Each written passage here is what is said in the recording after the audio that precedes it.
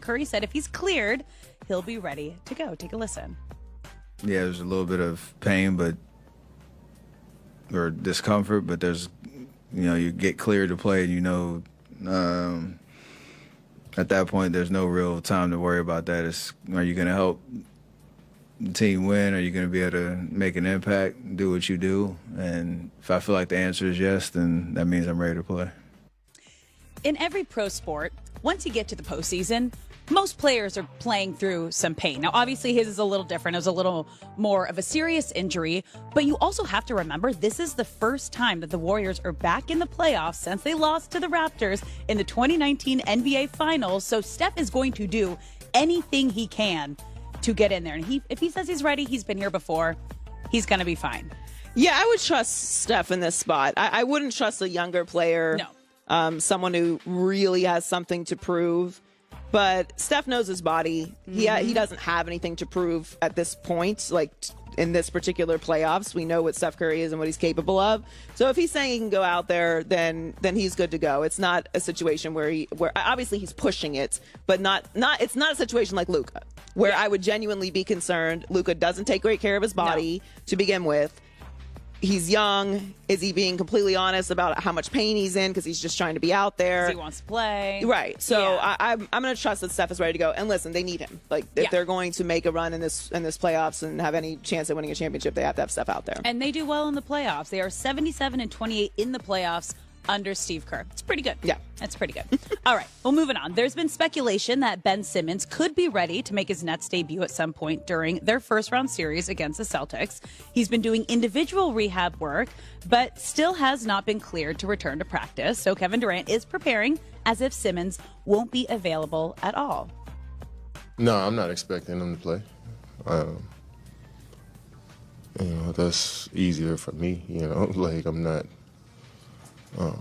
putting any pressure on Ben to come out there and hoop, so I'm not expecting him to do anything but just to get his body right and, get healthy as fast as he can, So in my mind, I'm preparing as if, like, we playing with the team we have. I mean, we all know what type of player Ben is, and you can, put together scenarios in your mind on your own or what it would look like, but I'm not going to go there because we're just taking a day at a time. Now, as a leader of a team, that's the mindset you have to have. And you have to remember, Ben Simmons hasn't played a game in almost a year. And the only way to get in game shape is to actually play games. So even if he does return, he's there in the playoffs. You're not going to get a playoff-ready Simmons. He's not going to play big minutes. He might give some players some rests. Plus, what chemistry are they going to have? You're going to test all of that out in the playoffs. No, everything you said is how I feel. I don't know why. Look, obviously, if you have Ben Simmons available, you want to put him out there. He's that elite of a defensive player at the very minimum that you could have some value in him playing minimum minutes, whatever that is. But this idea that he's going to have this huge impact on the playoffs, especially in the first round at least, I think is greatly exaggerated for all the reasons you just mentioned. They have absolutely no chemistry. What? He hasn't played basketball in almost a year. Not like he's coming from another team where he's been running and he's being inserted in shape into the situation. And it's back stuff that he has, too. It's a back issue that he's not. That affects your shooting, your running, everything. He can't risk having anything else affect his shooting. But yes, that's what I'm saying. He's not coming in healthy. He's not in shape. He hasn't played competitive basketball on a court since in almost a year. Yep. So what is it that you are expecting from him? So I agree that this should be Kevin Durant's mentality. Yeah. Don't put out any hope, really, that he's going to come back. If it's a possibility, sure, I guess you're excited about it. I've kind of gotten out of the Ben Simmons speculation business because who knows? No one knows what's going on or when he's going to be available or what he is not available for. So I just would not rely on this or even have my hopes up if I was a Nets fan or if I was in that building. Like, when he's there, great. Yeah. Let us know that you're available and we'll start working on that. But I also would – he's not a plug-and-play player. Like, he's not just a guy who's going to go out there and get buckets. So how does that affect a team that's already had the most amount of lineups in the league already whilst you're in the playoffs? I don't even know if it's a good tactical thing to do. at rest, this point. maybe just to give some guys some rest. That would really be the they only don't have reason. A deep bench, so yeah, that would be the only reason. He is valuable on defense if he's healthy, but I just what, like 7 minutes? Yeah, we're looking at like small numbers here. Yeah, the speculation on this I think is a little. It's all speculation at this point. But the good news for KD is he has won the last 9 of his first round series. So you have KD. It's bad news for the Celtics. Yeah, bad news for the Celtics. All right, well, let's switch gears. Broncos players have been singing the praise of Russell Wilson since he was traded to Denver. And the latest to chime in is offensive tackle Garrett Bowles, who compared his new teammate to some NBA legends. He's a great leader. I love Russ. I love his determination. I love his focus. I love his mental. I love everything. You know, you talk about some of the greatest athletes, Kobe Bryant, LeBron James, Michael Jordan, those type of mentalities that those athletes have. That's what he has.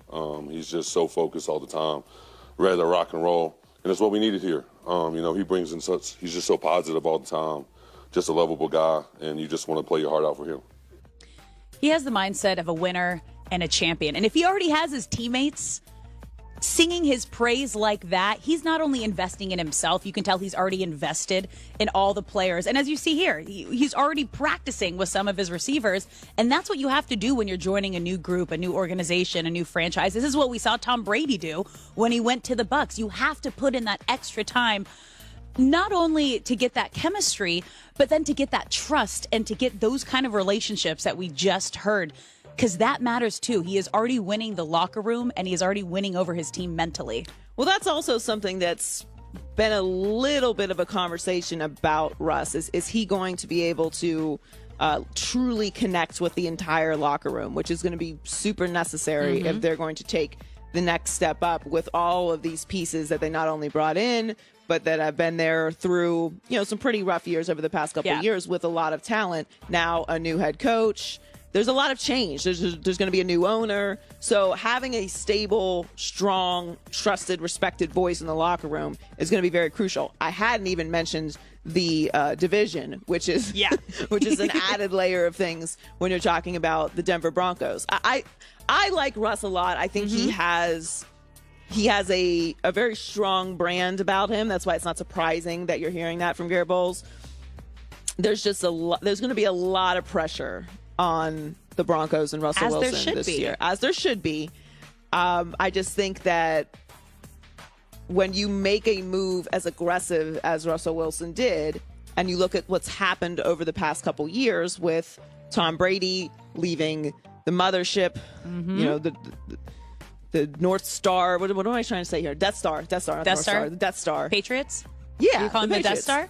Yeah, I mean, that's what they are, right? They're the evil empire. I'll take it. I'm fine with it now, but it was for 20 years. It was a dynasty. He's leaving the Death Star and goes and wins a championship right away in Tampa. Then you have Matthew Stafford coming from the Lions and that dysfunction, immediately winning in Los Angeles. So you're seeing this pattern with these top level quarterbacks making these aggressive moves to get out and then winning immediately. Yeah, and I think that puts an extra layer of pressure on Russell Wilson. I don't know about the rest of his teammates if they feel that, because maybe they're, still building on things, but he's the number one move. You can talk about Deshaun Watson, but there's so much extra stuff still going on with that. No. This is the number one move this offseason was Russell Wilson to the Broncos, and that is just an added layer of pressure. But I can't wait to watch all of it. I'm so excited. That's Alex Curry with the news. Well, that's the news. And